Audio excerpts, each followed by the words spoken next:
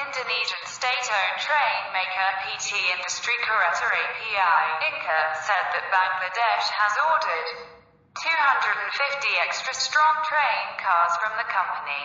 The train cars purchased by Bangladesh are strong structures and thicker walls and roofs, said Inca finishing manager Agung Budiono on the sidelines of a visit by lawmakers to an Inca factory in Madiun, East Java on Thursday, is quoted by Kompas.com. Such a specification was needed when the trains were overcrowded.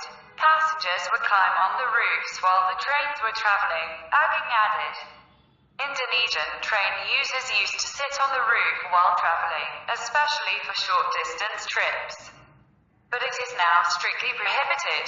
The train cars used by Bangladesh are big and longer, as every train car has 90 seats, while the trains used in Indonesia is 64 seats the average, said Agung, adding that the train in Bangladesh is the longest train in Indonesia, which uses 16 train cars. Agung explained that the first shipments of 18 train cars is scheduled for November, comprising cars of economy class, executive class, restaurant train cars and sleeper train cars.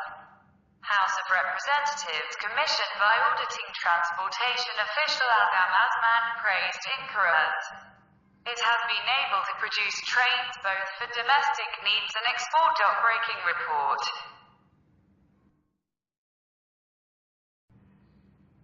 Indonesian state-owned train.